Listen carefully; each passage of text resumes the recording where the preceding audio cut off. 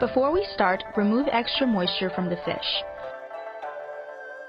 First, steam the plate in the steamer on high heat. Scallion stalks are placed underneath the fish, allowing for the steam to circulate. This ensures the fish is steamed evenly on both sides, so the texture will be consistent. Sprinkle some salt. Place a few slices of ginger. Add a little scallion oil. Now steam for 10 minutes. But the texture and taste of the fish rely solely on temperature and steaming time.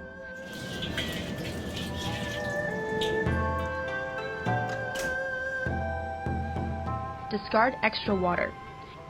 Just by looking, Chef Luo could tell precisely that the fish is 90% done.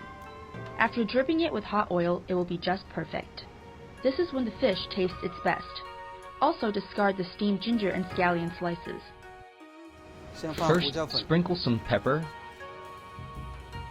sesame oil. White part of the scallion goes on the bottom because it has more tender texture. The ginger goes on top. Green part of the scallion adds more flavor.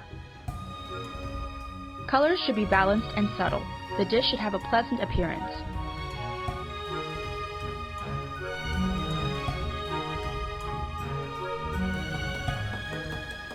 It's easier for sliced ingredients to release flavor when the oil is very hot, and you drip it over the ingredients because the temperature is very high.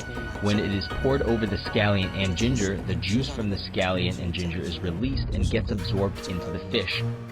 Pour hot oil on top of the fish. If you pour it over the fish absorbs all the soy sauce, then it would be too salty. To make the sauce, we marinated scallion, coriander until the juice is released. Add the juice to the soy sauce to dilute it so it won't be too salty. The sauce also has the natural flavor from the herbs. We don't need to add anything else. Less is more.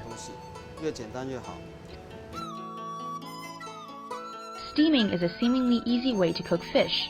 To get the perfect tender and delicate texture, however, it's crucial to control the temperature and timing precisely. The texture will be right if the temperature is right. A fresh fish with just a little bit of seasoning becomes the most simple yet delicious dish on the table: steamed fish.